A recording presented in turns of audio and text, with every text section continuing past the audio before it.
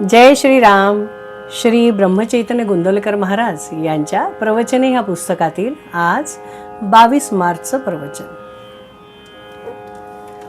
भगवंतास स्मरून प्रपंच केल्यास तो नीट नेटका होईल. नारदांनी एकदा श्रीकृष्णांना विचारले, तुम्ही कुठे सापडाल? तेव्हा श्रीकृष्ण म्हणाले, नारदा, मी वैकुंठात नाही, रखुमाईपाशी सापडेन असेही नाही, तर मी माझ्या भक्तांपाशी सापडेन. भक्त नाही तरी देवाशिवाय कसे राहणार? देवाला देव पण तरी कुणी आणले? भक्त जर नाहीत तर देव तरी कुठचे आले? देव आहे असे जे मानतात त्यांनाच देवाचे अस्तित्व समजते. नास्तिकाला देव कुठला? त्याला जर विचारले, तुझे कोण आहे या जगात, तर तो सांगेल, हे जे सर्व काही आहे, आपले भाऊ बहीण बायको मुले वगैरे नातेवाईक, तसेच प्रपंचात ज्या काही गोष्टी लागतात त्या सर्व माझ्या आहेत. परंतु मग देवाघरची वाट काय? ज्याने जग निर्माण केले त्याला विसरायचे आणि जे उत्पन्न केले ते माझे आहे म्हणायचे. हा परमार्थ कसा होईल? ज्याने जग निर्माण केले तेव्हा देव आहे अशी भावना धरा आणि देवाला दार उघडा, म्हणजे तो सदा सर्व काळ तुमच्या जवळच आहे. भावनेने देव आपलासा केला पाहिजे.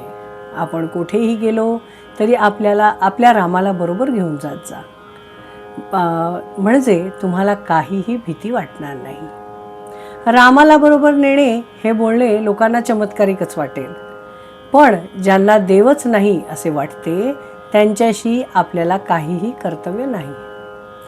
जो देवाच्या नादी लागला त्याचा प्रपंच बिघडला असे काही जण म्हणतात, परंतु ज्याने प्रपंच निर्माण केला त्याला विसरून तो प्रपंच नीट होईल का? कधीही होणे शक्य नाही. तर त्याला स्मरूनच प्रपंच केल्याने तो नीट नेटका होईल. प्रपंच सोडून परमार्थ होणार नाही. प्रपंच करा पण त्यातली आसक्ती सोडा म्हणजे झाले. तुम्हा सर्वांना जड भरताची गोष्ट माहीतच असेल. भरत जरी सर्व घरदार सोडून वनात गेला तरी तिथे हरिणाची आसक्ती धरलीच. तर हरिण काय माणसे काय, आसक्तीच्या दृष्टीने दोन्ही सारखीच. जोपर्यंत आसक्ती सुटली नाही तोपर्यंत परमार्थ करणे व्यर्थ होय.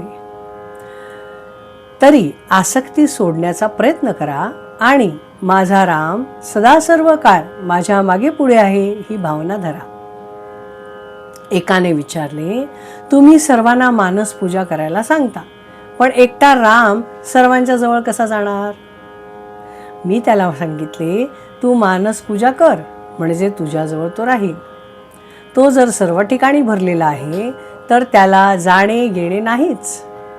आपण मात्र त्याला पाहणे जरुरी आहे.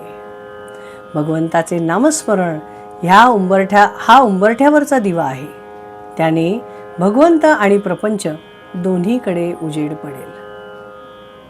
देवावर सर्व सोपवून निश्चिंत होणे हेच अनुसंधान समजावे. जय श्रीराम. श्रीराम जय राम जय जय राम. श्रीराम जय राम जय जय राम.